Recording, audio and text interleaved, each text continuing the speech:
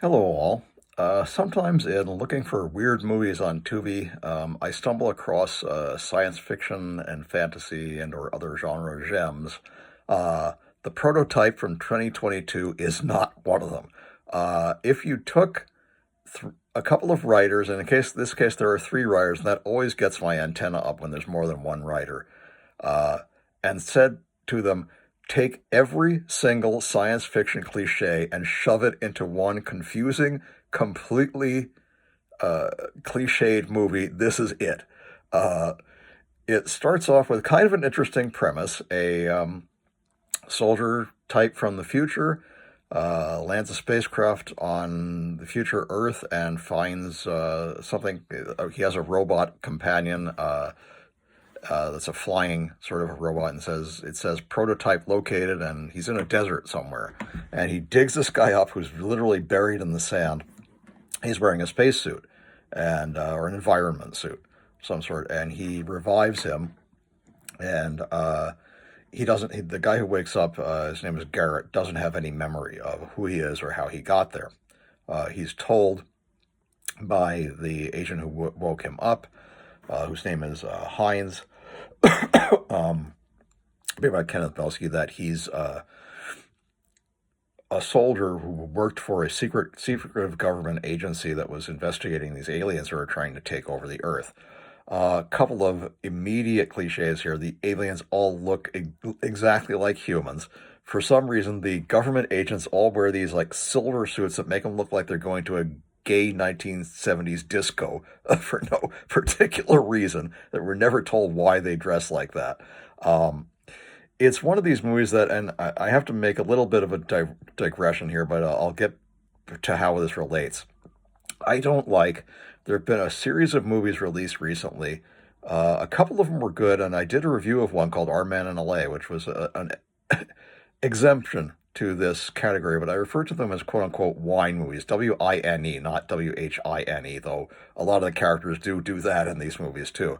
I don't remember the name of the movie, but there was a movie that I watched recently where literally the entire thing was four uptight, waspy couples sitting around in a cabin drinking wine. That was the premise of the entire movie. It was not science fiction. It was not good. Uh, it was obviously made because they needed to have something that was really, really low budget. And like halfway through it, they say, oh, by the way, these people can go back in time. Or something really stupid it's poorly done. It doesn't make any sense. The plot is really jejune and idiotic. And it's just a horrible excuse for what might have been a good science fiction movie. There are no science fiction elements in it whatsoever. This movie reminded me a little bit of that, except it does have science fiction elements. They're just dumb, and like I said, they borrowed from like any movie you can think of. It borrows from. Um, these government agents are pursued by this alien again who looks exactly like a human for no particular reason, except they obviously didn't want to spend money on special effects, so they just had a guy in a suit who looks like a government agent named Piak, who's played by Frank Spinelli, and he does a good job, I guess, but he's a one-dimensional, scenery-chewing villain. That's all he is. There's nothing interesting in him about him at all. He has no, quirks or not. He's doing this because he wants to defend his homeland or anything. He's just a villain. He's just evil because he's evil. Some of the scenes just make absolutely no sense. For some reason, they go back in time, or they go into a different dimension, and they're in this like Egyptian temple that's obviously just like cardboard cutouts projected against a background, and they have these women who are dressed like kind of like Vestal virgins, and the only good thing about that scene is there's a very beautiful woman named Victoria DeMar plays Queen Ilona, who's the queen of these strange women who are doing this ceremony. And they explain to uh, uh, Garrett, who has traveled back in time somehow. And again, I don't remember if they did tell us.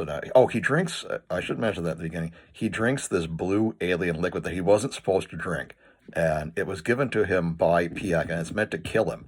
And for some reason, not only does it not kill him, but it gives him some sort of superpowers. He cannot easily be killed. He can travel through time as he does in this scene. and the aliens don't seem to be able to, like, they'll shoot him in the chest, but his wound will recover. So he's kind of like a living version of Captain Scarlet from the Captain Scarlet and the Mistras, the Jerry Anderson series. But he and this other character, Piak, kind of can't be killed either, or at least he can't be killed by humans. Or any human weapon, and he explains that Garrett should have died from drinking this blue liquid, but he didn't. It infused him with this alien substance that has made him into sort of a superhero.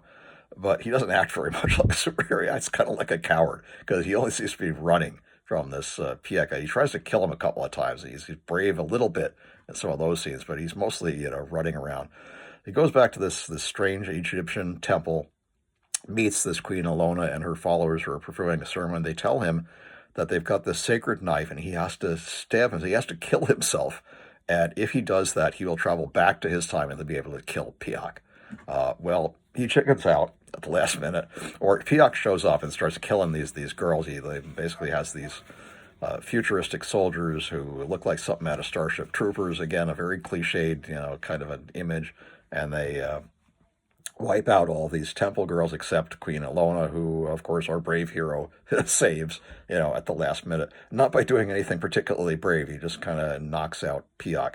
And then he does take the knife at the end because, basically all of them except Queen Alona have been killed. Does stab himself. He goes back to the Old West. Now, where the hell that came in, I don't know. I think maybe they said, oh, we got an Old Western set. Let's use that. And he's in Tombstone, Arizona in 1880.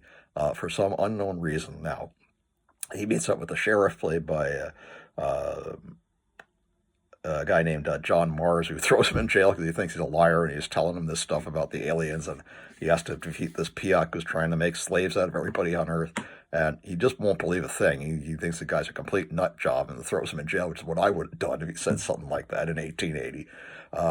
He shows up, he breaks out of jail, or somebody helps him break out, and there's a ridiculous gunfight where they hadn't shown that he had any experience as, a gunfighter of any sort.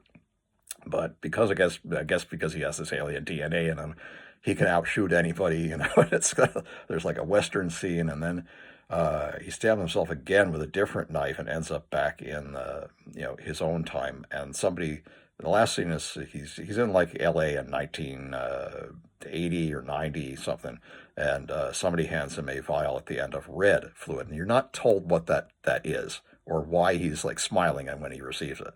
So again, loose threads, bad acting, bad writing, terrible special effects, just awful, and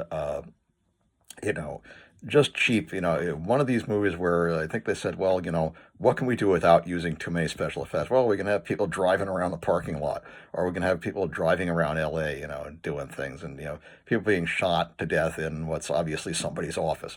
Just really, really El Cheapo. It is kind of fun, and if I can recommend it for anything, it's a fun movie. But if you're expecting something like, on the equivalent of Blade Runner or 2001: A Space Odyssey, you're going to be very disappointed. Even if you're thinking of something like Moon Zero 2, you're still going to be disappointed.